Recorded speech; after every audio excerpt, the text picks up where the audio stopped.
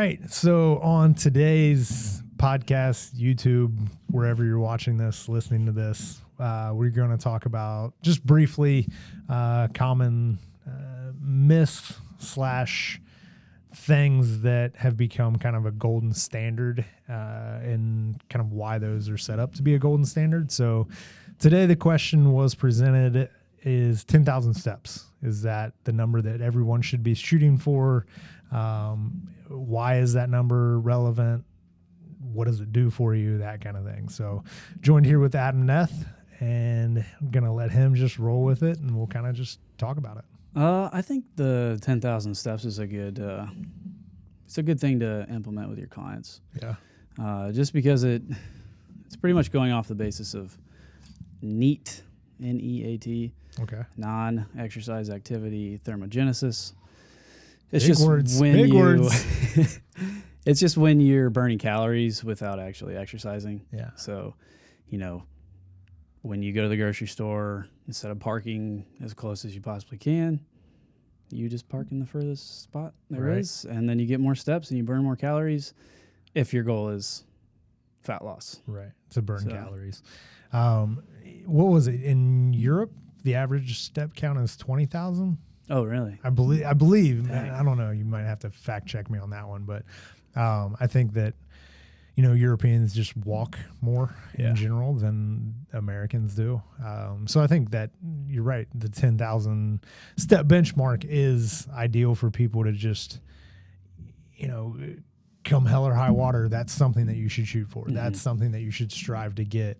And it's like, if you're going to check Facebook, why don't you put your phone down and walk up and down a flight of steps or something, just the NEAT. I like that. Yeah. What's that called? What's the acronym? Non-exercise activity thermogenesis. So I tell clients, like, if you're taking out the trash and the recycling, just do it in, 2 different steps. Instead of doing it together, do it twice. Or if you have 2 bags of trash, bicep curl it while you're going out to the trash can, That's right. That's right.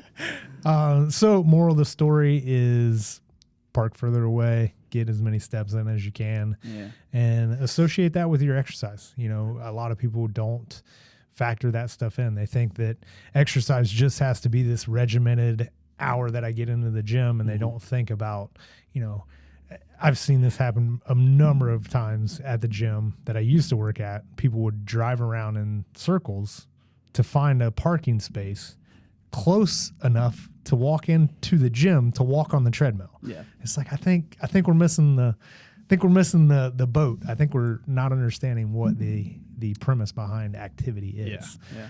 So just move more. And then another good thing about just not tracking your step count, but just being aware of your step count is, if your goal is fat loss and you're taking 15,000 steps every day for a week and you're constantly losing weight, and then you have a week where you don't lose any weight and you're wondering why you haven't lost any weight, but then your step tracker says you've only taken 7,000 steps every day. Yeah. Well, that could be part of cut your activity in half. Yeah. Yeah. Yeah, I just think it's so fascinating when people don't understand all of the different variables that go into this thing. Mm-hmm. They think of it as just the hour that they're in the gym, and it's like there's so many other things to this thing rather than just the 1 hour workout that you get. So 10,000 steps is a good benchmark for everyone to hit, and I think that's something that the majority of people should be able to do.